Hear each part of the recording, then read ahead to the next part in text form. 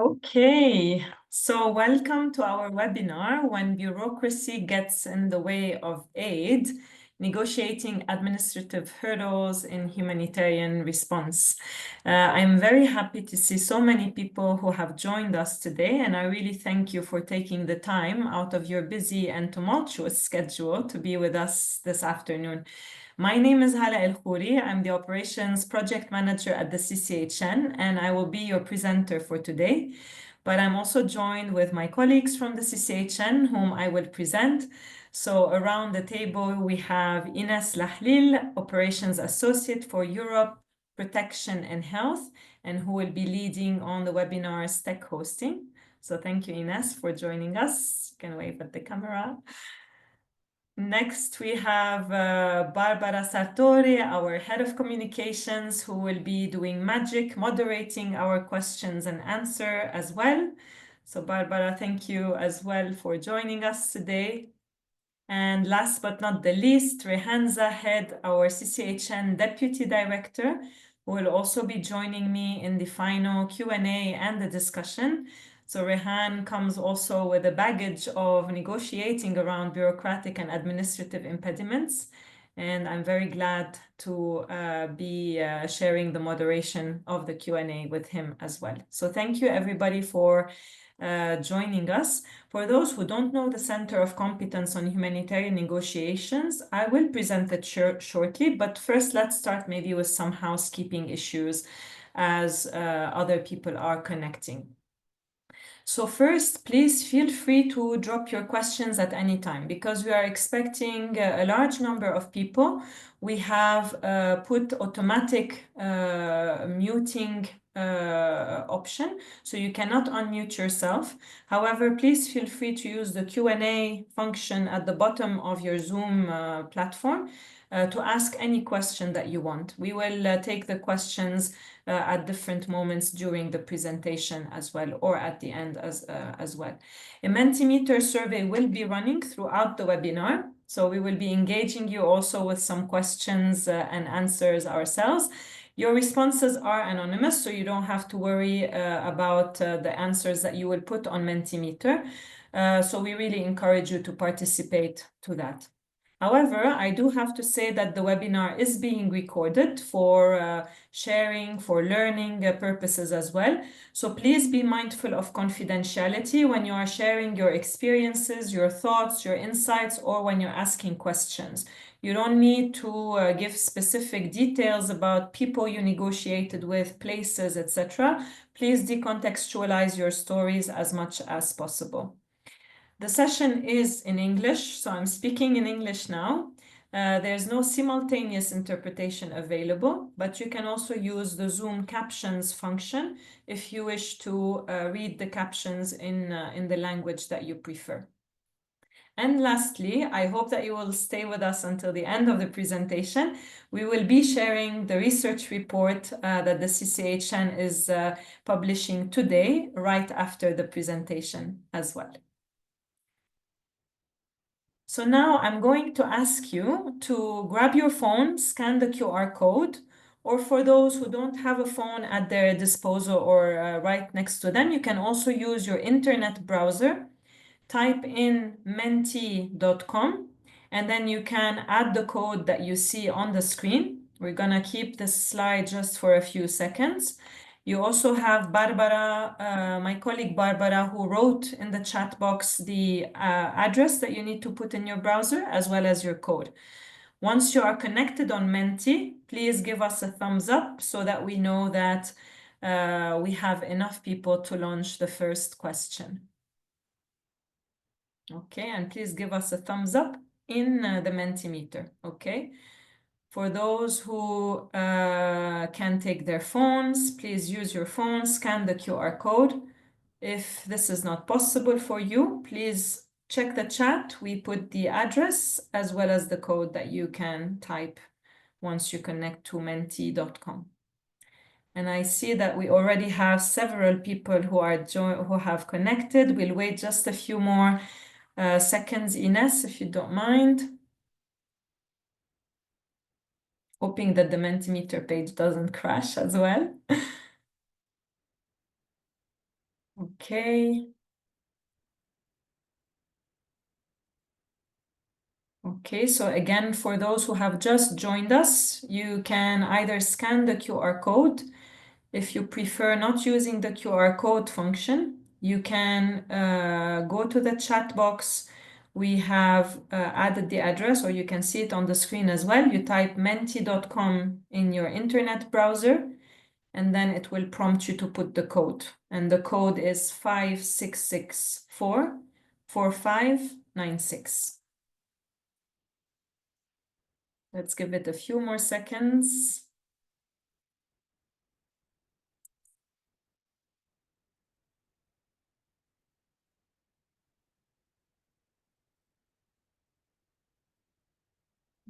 Okay. So Ines, we can move to the next question. So the first question we're asking you, we're interested to know who's in the room. Unfortunately, we don't have the possibility to open the cameras and get introduced to everybody.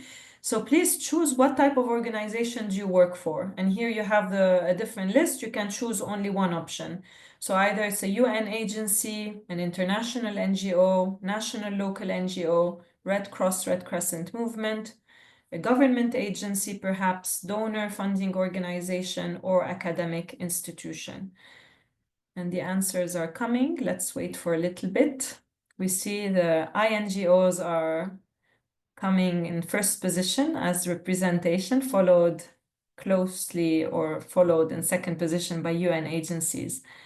And then we have national and local NGOs. Red Cross, Red Crescent movement as well. So we have a nice diversity in the room too. Okay, excellent. Maybe we can move to the next question, Ines. So now within this organization, what's your main role? What do you work in? What's your job function? You can also choose one option. We put some type of functions that you see here. So the first one is program and operations management. So if you're a project manager, head of mission, field coordinator, etc. Perhaps you're in supply chain and logistics. We hope so also. HR finance, legal compliance. Perhaps you're in humanitarian access advisors, etc., or policy advocacy. Or maybe you are in other kind of departments like fundraising, donor relations, partnerships, etc. So here you can choose also which one fits you most. Okay, I see programs and operations management is highly represented too. Let's give it a few more seconds.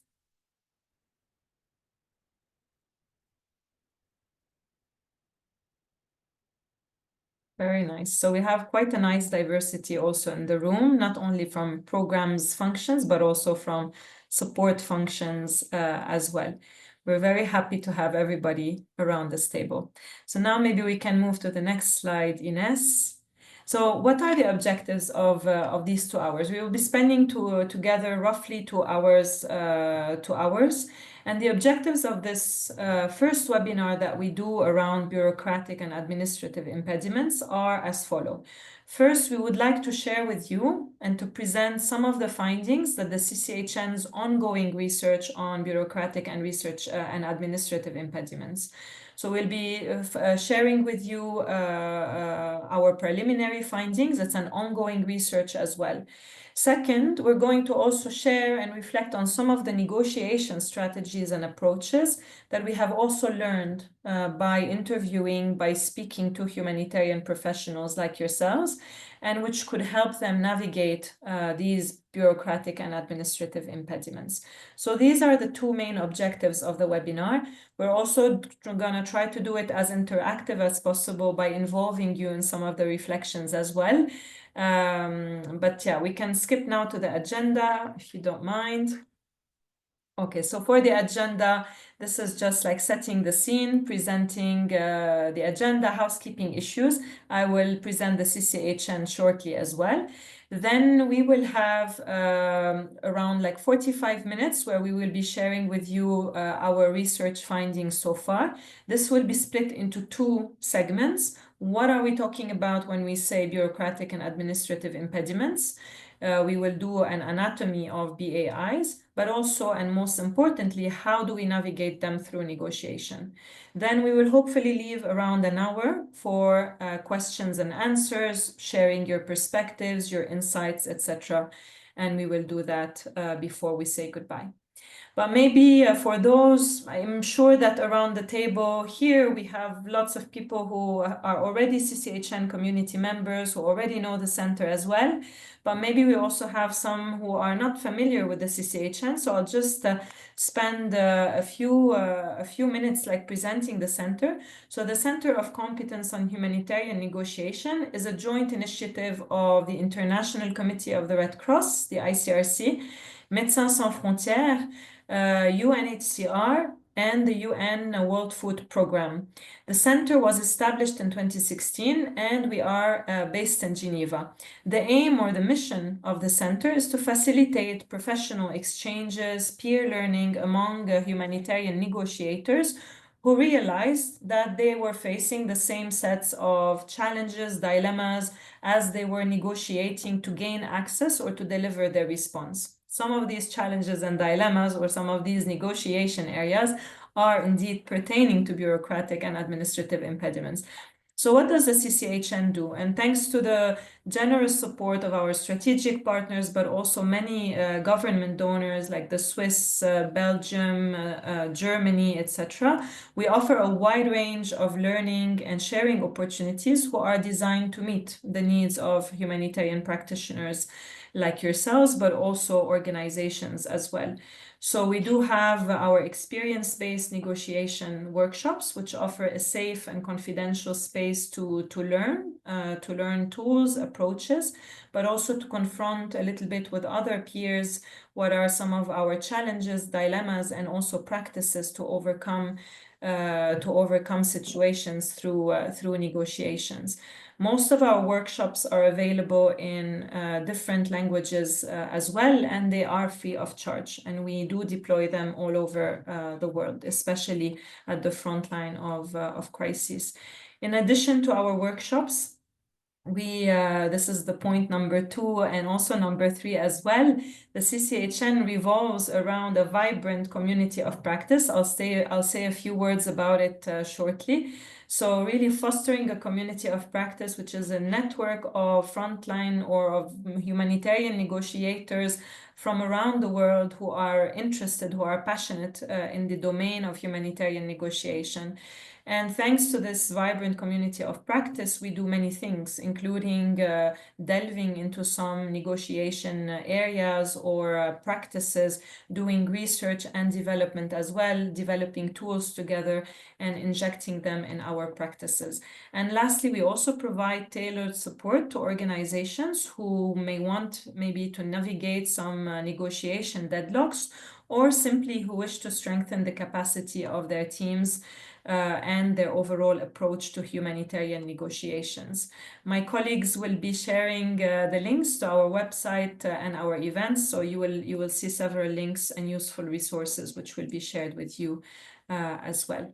And lastly, maybe just a few words about our community of practice. So up until the end of 2024, I spoke about the community of practice, which is at the center of what we do at the CCHN. We have more than 8,000 humanitarian professionals from all around the world who are now members of this community of practice. They are present in all the continents, as you can see in this pie chart, like from Africa to the Middle East, Latin America, Europe, Asia, etc.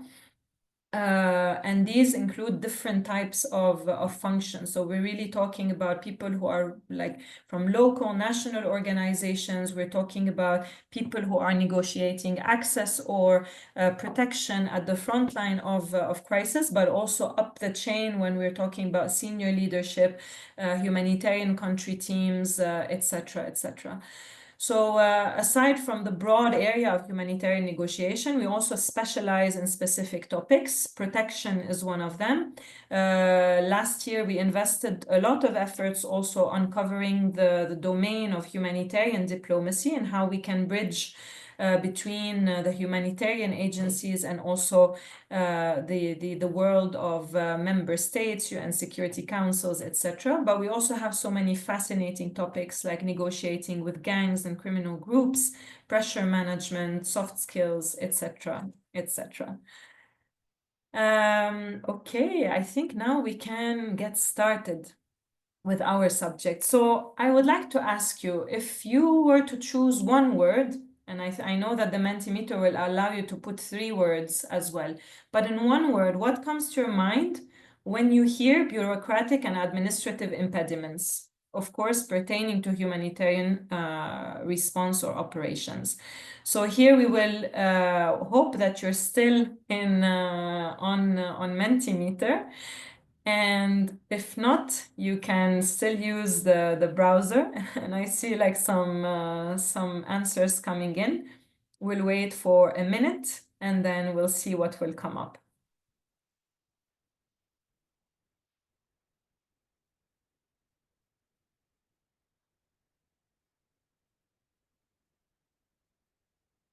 Wow, we have delays, which is at the center, huh? Delays. Let's look.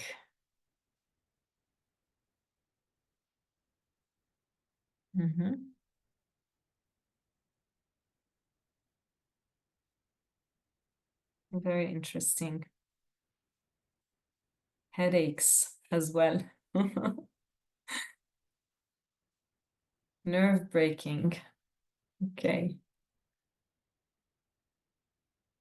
Wow. Okay, let's wait for a few more seconds. We see like some of the words which are popping up. We have delays, registration, barriers, corruption, inefficiency, access, complications.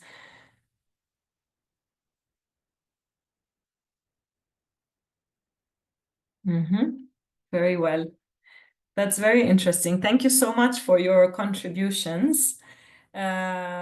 I think maybe now is the time that I take over the PowerPoint presentation, if I'm not mistaken, Ines. So I will share my screen with you. And I'll just wait for also the colleagues, if you can give me a thumbs up that you can see the screen correctly. Okay, so why are we talking about bureaucratic and administrative impediments to the humanitarian response? Why do they matter? Why is it important? And I think your answers before kind of set the stage of why this is a subject that matters as well. Well, because simply they can slow down our humanitarian response, they can impede our access, cause delays in reaching the populations, perhaps sometimes even for life-saving aid, because they can detract from the time spent on program implementation or with communities, because we will be spending time like meddling with paperwork and with procedures, because they can put strain on resources, they can cause financial losses, costs as well, because they can also impact staff well-being and the retention of experienced personnel, especially if you were hoping to go to the field and start working and be close to patients or close to IDPs, etc. But then you find yourself stuck in the office doing paperwork as well. And as some of you have mentioned, it can also be like nerve-wracking to do that. And also because with this pressure to comply, because with this pressure of navigating these multiple bureaucratic administrative impediments we can face, comes also the risk of compromising our humanitarian principles, but also compromising our negotiation red lines. So this is why we are talking about BAI today. This is why we have taken it as an area of research at the CCHN. So I don't know how many of you, like I chose this image. I don't know if how many of you here have ever felt like like this when they were trying like to navigate bureaucratic and administrative impediments in your humanitarian response. And for many humanitarian professionals we spoke to in the framework of this research, BAIs may feel indeed like this. It may feel like a maze of complex, tangled procedures and red tape, whether it's related to travel permits, customs clearance, visas, restrictions of movement, etc. And you are here that we see at the center reflects how negotiators often feel. You feel trapped, you feel unsure which direction will lead to this breakthrough, which will eventually lead you to the affected populations as well, and to deliver your assistance, which is at the end of this maze. But just like in a maze, what we also uncovered in this research is that despite all of these hurdles, there is a way forward. It will require a certain strategy, maybe a bit more tidy than the pen that I'm using to draw over here. It will require patience, and most importantly, it will require negotiation skills. And starting to tackle bureaucratic and administrative impediments starts also by understanding what we are talking about and what we are dealing with. So let's start with that first, okay?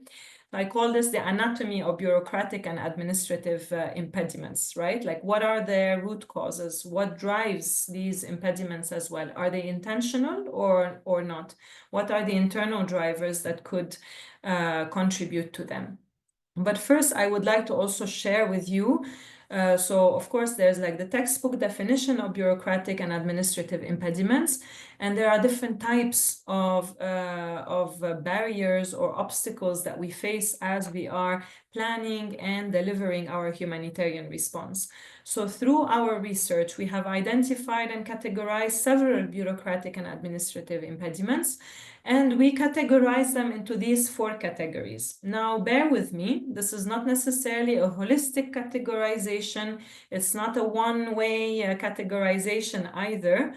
And it does not necessarily like have an impact on how you will manage them. It's just like one way of how we saw them and we put them into these boxes. I'm sure that if you open other references on BAI, you may have other titles or other boxes in which they are put. But regardless of that, we see like different types of barriers which are hindering or impeding the delivery of humanitarian assistance. Some of those are regulatory. This is the first box over here. And here we're talking about legal or administrative hurdles, perhaps to register in the country, in the host country, the MOUs that you need to sign in order to be able to operate, complex customs processes to import essential goods, etc., etc. But we can also have some entry requirements. Here we're talking about barriers that limit the entry of staff into the country. So whether it's visas, work permits, etc., and which challenge a little bit also how and what you are able to deploy, at which speed, etc. The third category are the operational impediments. Here we're talking really about perhaps like some interferences in programs, whether it's the selection of beneficiaries, maybe asking to have beneficiary data which is shared with counterparts, or maybe interference in recruitment as well. Monitoring, participation in monitoring of humanitarian activities, etc., but also movement restrictions and geographical access limitations. And lastly, we have a box which has like the financial restrictions, everything that could be related to excessive import taxes, financial transfer limitations, guidelines to open bank accounts or not, to do transfers or not, or burdensome reporting and auditing requirements as well. Here, I'm gonna ask Ines to share with us her screen again, and I'm going to ask you to answer to this next question. So we've given you a little bit the broad categories of bureaucratic and administrative impediments. And with the experience we have in the room over here, what we would like to learn from you are, in your work, which type of bureaucratic or administrative impediments do you most frequently face? You can choose up to 3. So you can have three choices. You don't have to choose them if it's not relevant to you. And we just put some examples over here just to give us a little bit of indication of where negotiators are having most challenges in.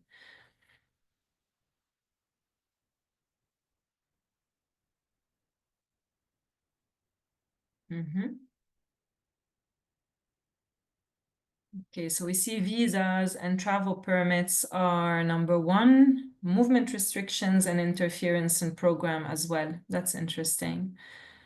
And then we have on par the import-export restrictions, funding compliance requirements, and registration processes. But others have also other impediments too. Excellent. Great. Let's maybe wait for 10 seconds and then we can take the second question that I have on the Mentimeter.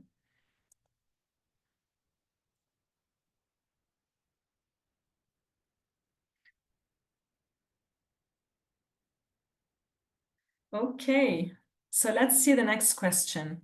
That's a nice one. To what extent do you think bureaucratic and administrative impediments to humanitarian action are intentional? That they are part of a strategy from the authorities or from your counterparts just to hinder access. So here you can choose from 0 to 5, 0 being not intentional and 5 being completely intentional. Okay.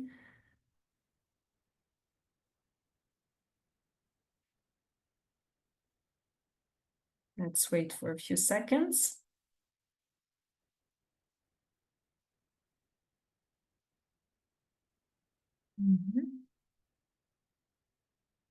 Okay, so we have the average is around 3.6 so far, with maybe some tendency of people putting like 4/5. But also we have experience of some people who believe it's not intentional as well.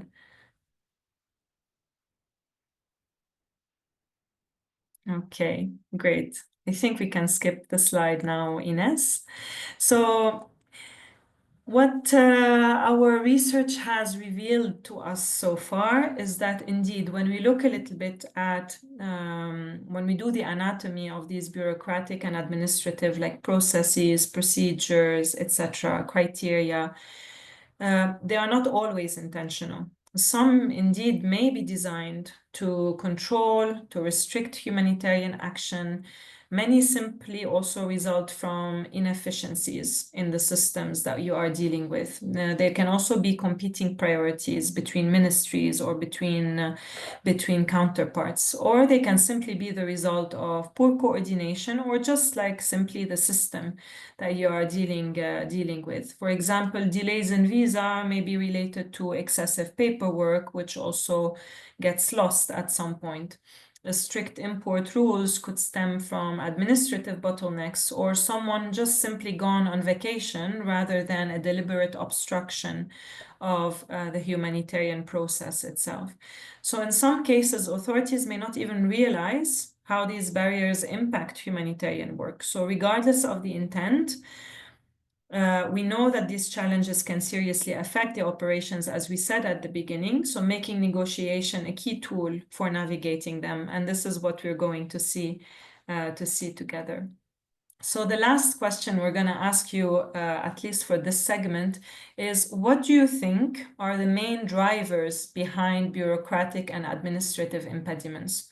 What are the motives? What are the drivers? What are the causes of bureaucratic and administrative impediments? And here you have open floor. You can add all your questions, but just be mindful of your confidentiality as well. Like don't put any names or any places specifically.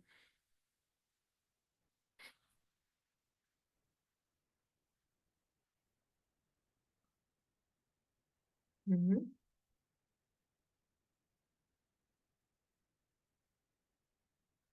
Coffee money. I'm interested to know what that is. Coffee money. Is it to buy Nescafe or? Let's wait a little bit. We have more answers coming in.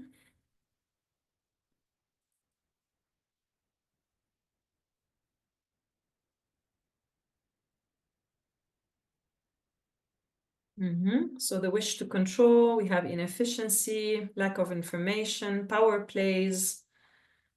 Okay, we have lots of answers which are coming up. And here I will ask Ines to play her magic and to press space to group the responses. So we're going to try to put the responses in boxes as well.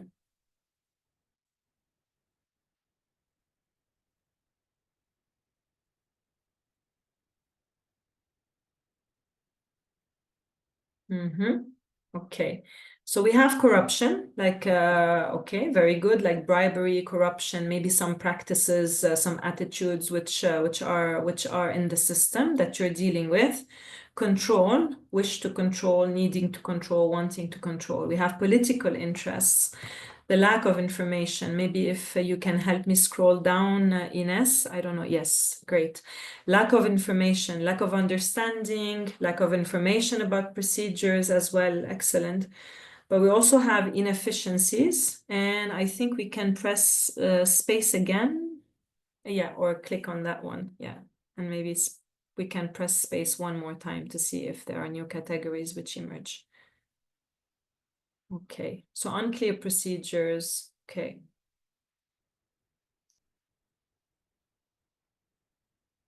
Let's try it one more time. If we put space. Okay.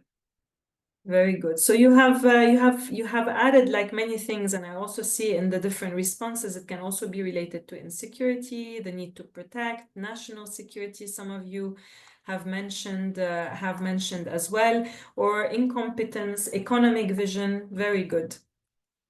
So I think from here I will take over the slide as well. So I will share my screen. You see, we're making you dance between the screens too. Okay, so then I'll continue the presentation from here. So I hope you can see it well. You can see my screen okay?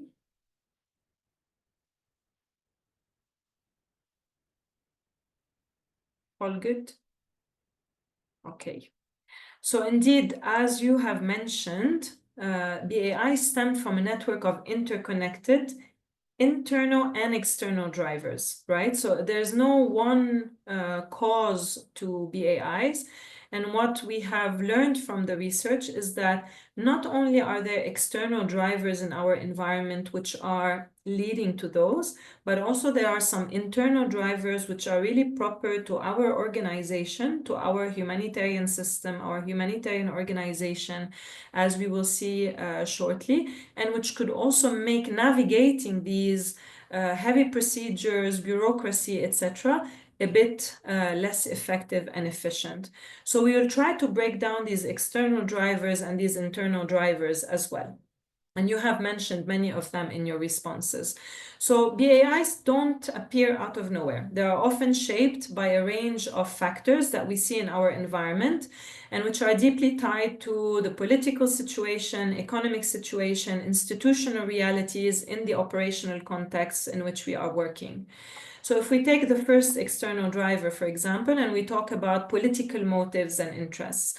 So indeed here, and when it's intentional, governments may seek to restrict humanitarian work in order to assert control, or sometimes maybe to punish, if I may use this word, criticism as well. So in some of the cases, aid can be blocked to send a message to the humanitarian organizations. Like, for example, if an organization had spoken out against a government policies, or if had spoken out against like violations which are committed by a certain perpetrator, this organization may see itself facing sudden excessive paperwork demands, or maybe access which is hindered. Institutional governance and compliance frameworks. Here we are talking in many contexts that we also interviewed. The country was going through governance and institutional reforms, sometimes even funded by international institutions like the World Bank or the UNDP, etc. So you do have governments which are going through this transition area, which are perhaps post-conflict recovery and reconstruction, and are putting in place some procedures which unintentionally can disrupt humanitarian work. So here you face perhaps maybe some ambiguous policies, it's never clear, maybe a law which changed from one day to the next, inconsistent local implementation, maybe at the central level they decided something, but then the communication to the local districts or the areas have not been communicated as such. All of these can create also confusion or delays in dealing like with the bureaucracy itself.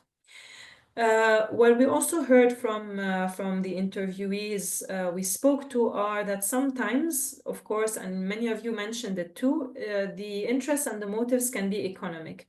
So here we're talking really about the economic priorities of the country. So in some contexts, for example, authorities may want to downplay the emergence of outbreaks like cholera or Ebola, etc., because perhaps the country depends on tourism, or because they are dependent on foreign investment, or they have business interests as well.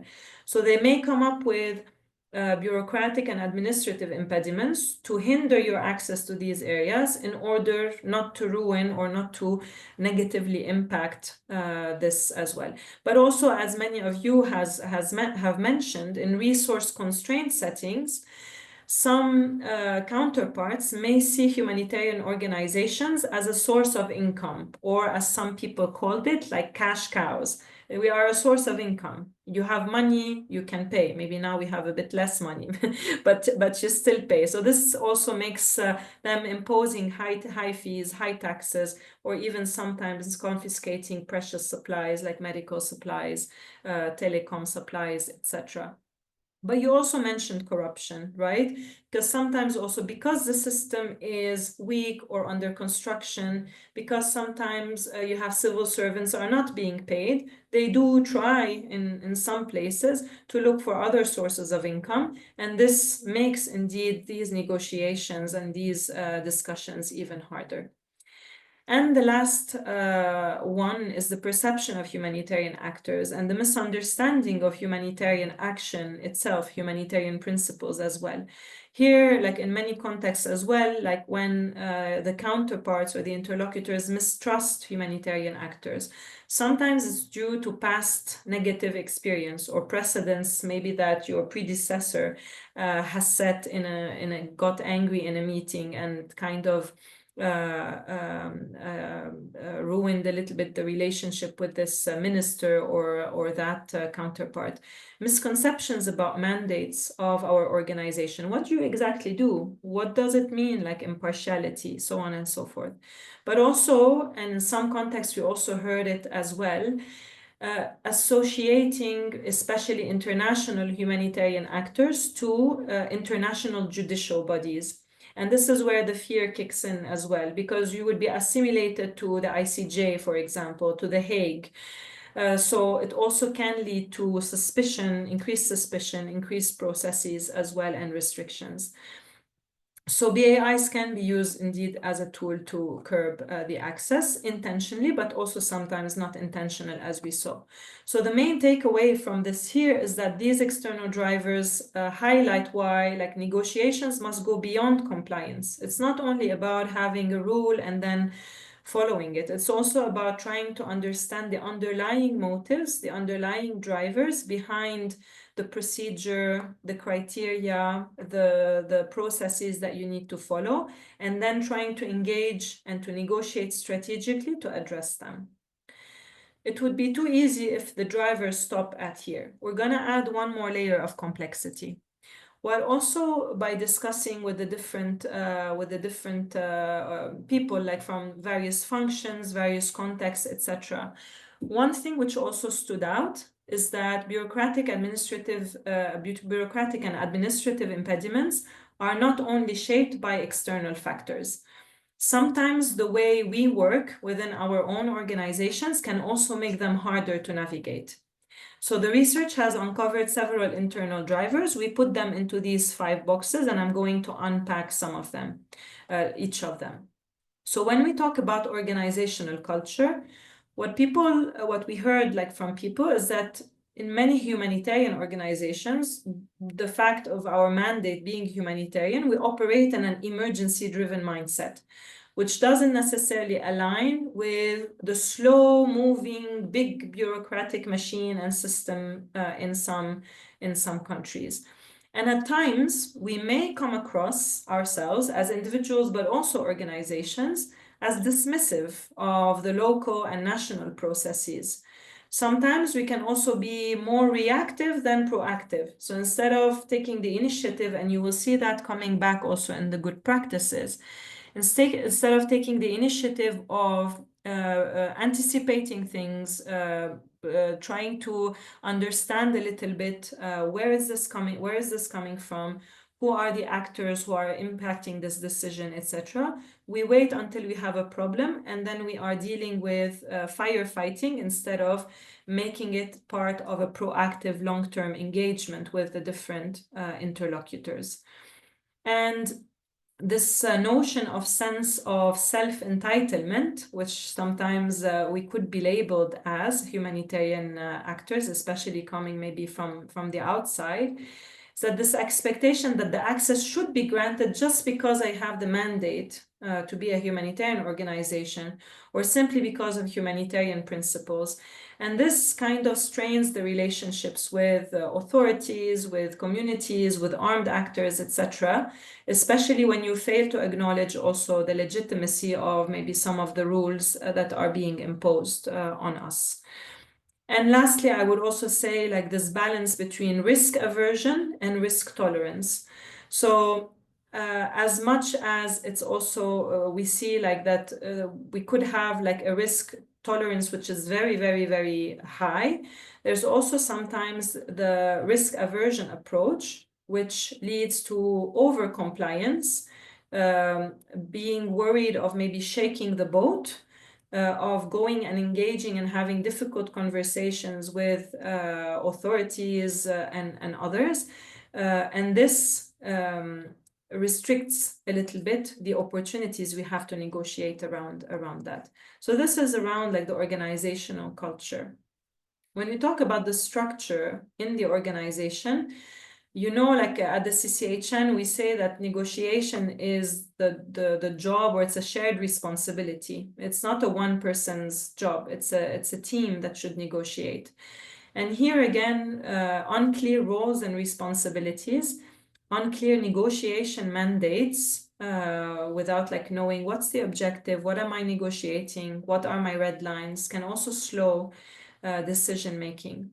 Sometimes you also notice under that factor that locally recruited staff, like local staff, who sometimes best understand the context, they also understand the stakeholders in the country, are often or sometimes underutilized when we do, for example, the actors mapping, or when we try to understand why is that counterpart like blocking my procedure, for example.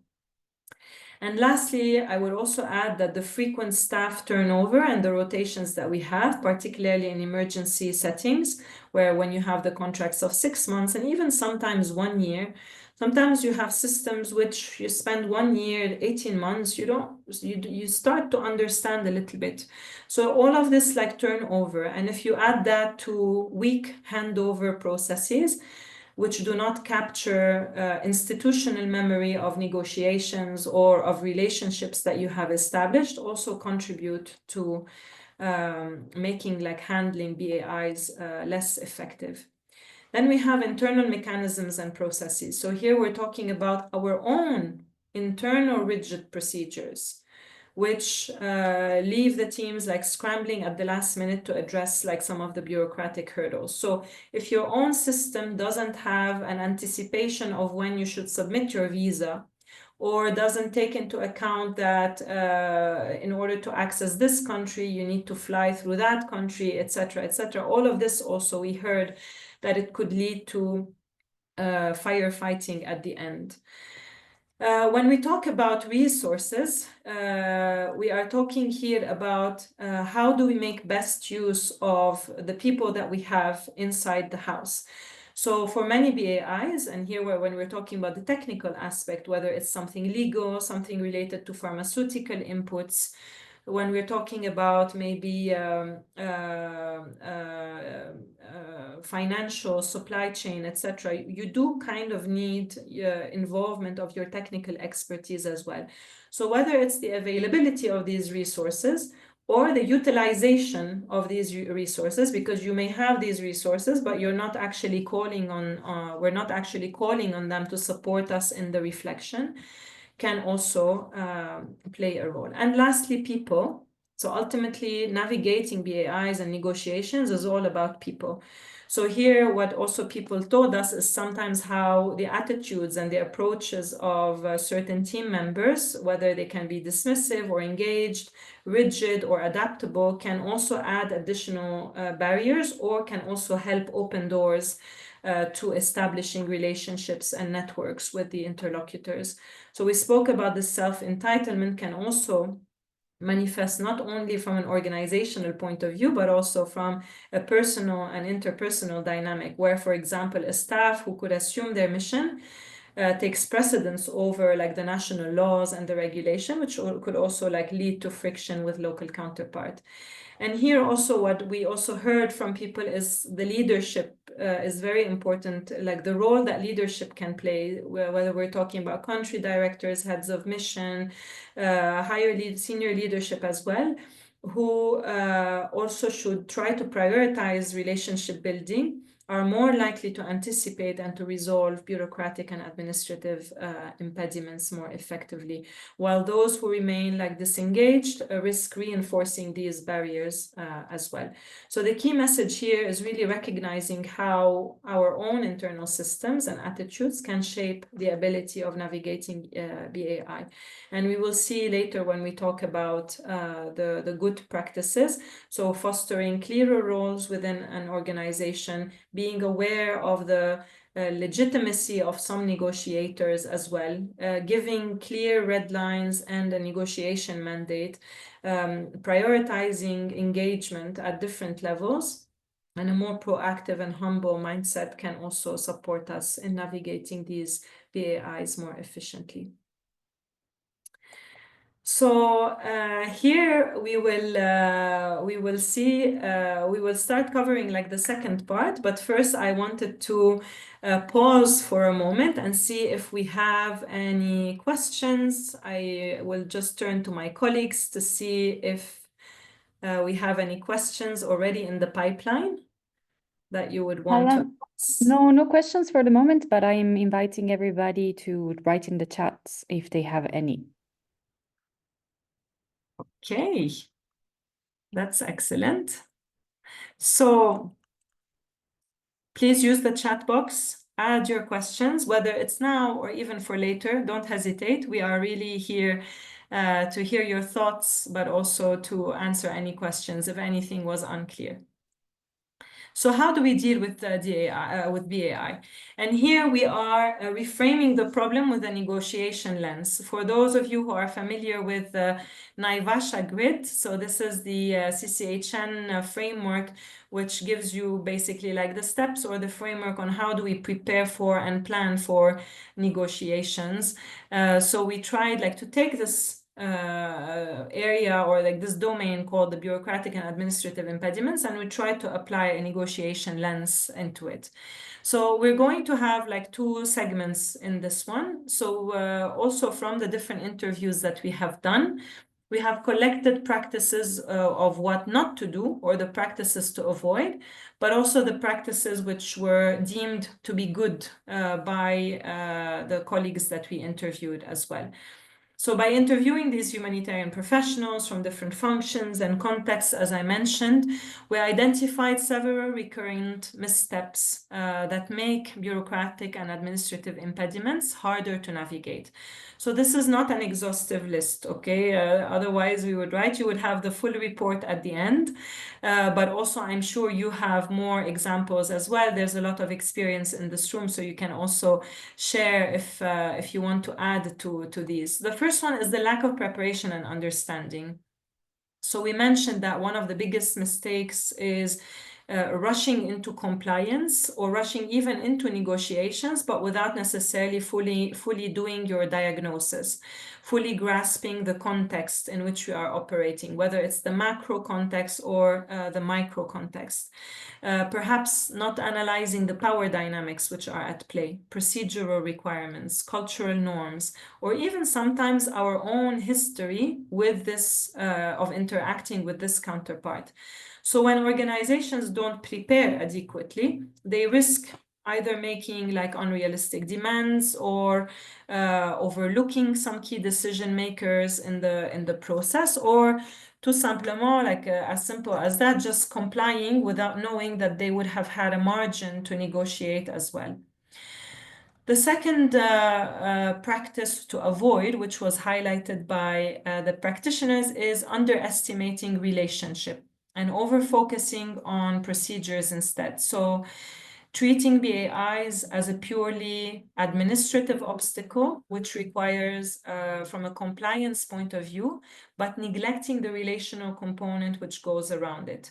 Many people highlighted how useful or helpful it was to go and have tea or to have coffee with interlocutors, just to get to know them, ask about their family, tell them about the activities of the organization.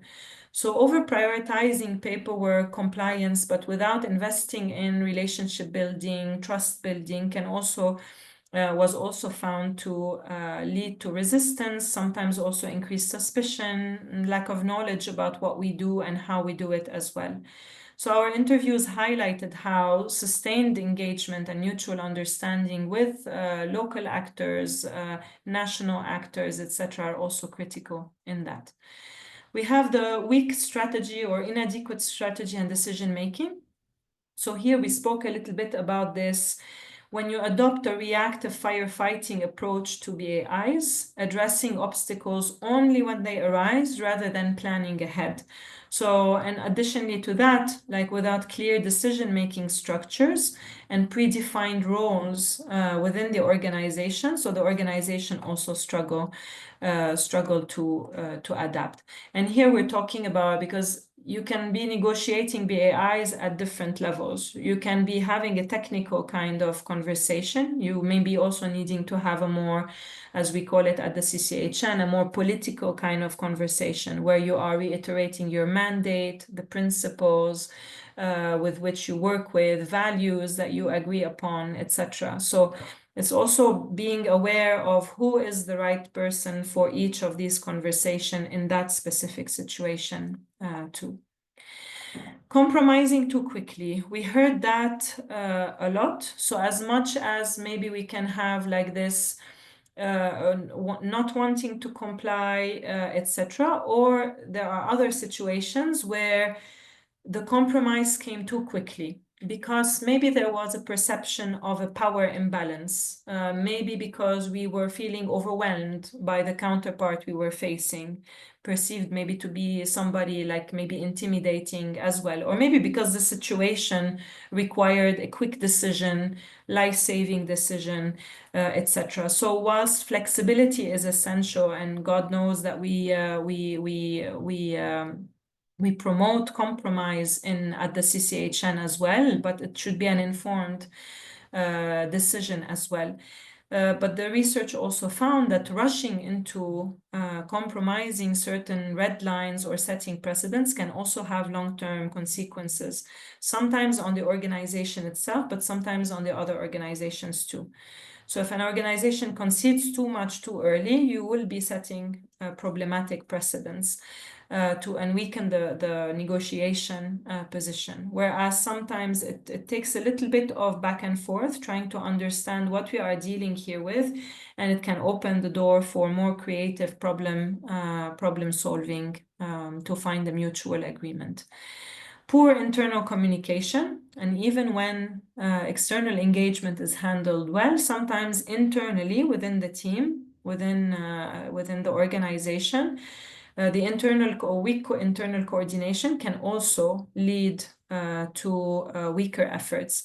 So many interviewees, for example, pointed out to issues as information loss because the teams work in silos, or because there's a lack of knowledge sharing, either because of the systems or because of the practices, or simply, as we mentioned earlier, like poor handover processes. So these gaps mean that sometimes valuable institutional memory or institutional knowledge is lost, forcing teams to restart negotiations or to repeat past mistakes or not to know what was negotiated in advance.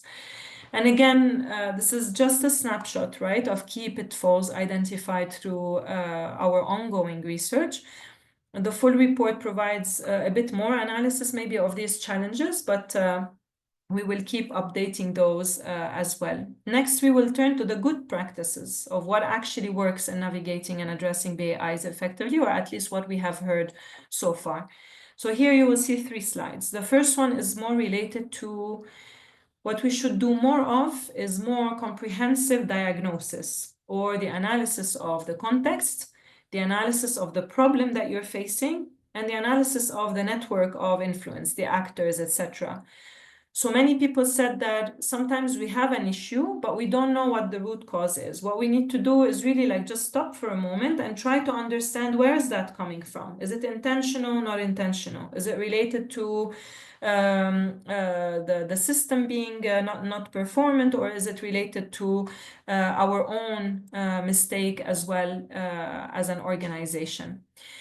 Also here, recognize that BAIs may be driven by not necessarily control or power, etc., but sometimes by some things which are a bit more vulnerable, like fear of like who are these humanitarian actors, fear of being perceived as an incompetent authority, or pride, or they could be economic constraints or unclear mandates rather than bad intent. So it's not to say that there is no bad intent sometimes. Like we know that sometimes, yeah, there is a clear will to hinder access, etc. But what would be important, and this is what we also always advocate for in negotiations, is to try to put yourself in the counterpart's shoes. Not even that, but try to also ask them, try to understand what are their motives, what are their interests, what are their constraints as well.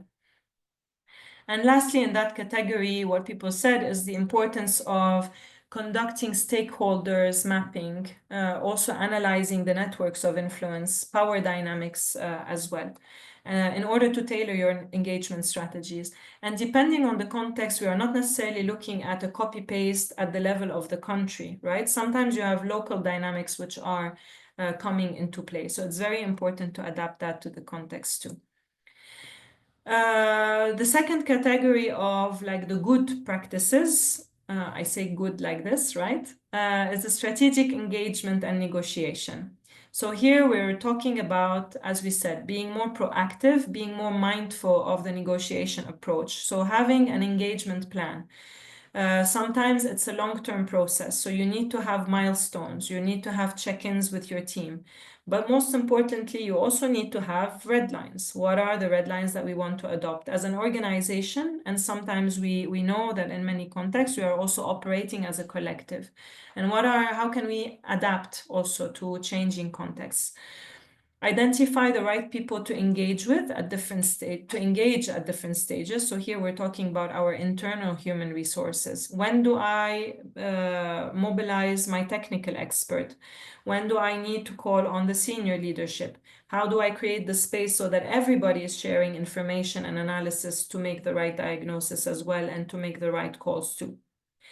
And most importantly, to equip the staff with tools to handle informed compromises. So at the CCHN, we have many spaces where we discuss of these like dilemmas we face of how can you compromise whilst like respecting or without whilst upholding humanitarian principles or other red lines as well. I like this word, creative problem solving, sometimes really like thinking outside of the box. I was in Sudan last week and we were like dealing with one kind of, let's say, barrier that some of the actors face. And sometimes just by asking a few questions and exchanging together, we came up with a solution that we didn't think about before and which was not necessarily a very difficult solution as well. So sometimes also as a team, trying to think of what are the possible solutions? How can we think outside of the box? Maybe to propose something as well, so that the counterpart meets you somehow halfway.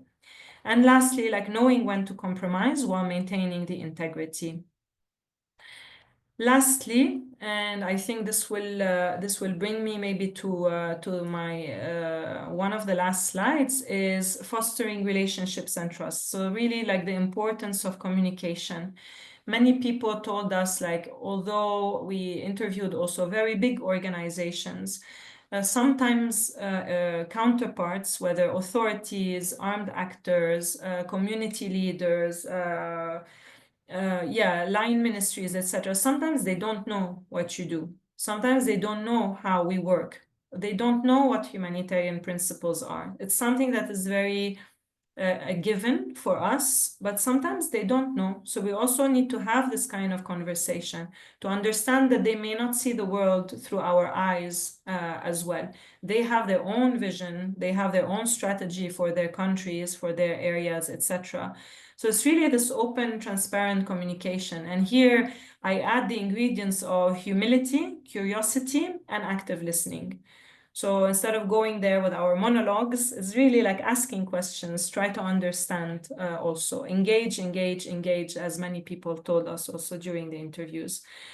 The choice of negotiators with the right mix of soft skills like emotional intelligence. Sometimes you need technical expertise.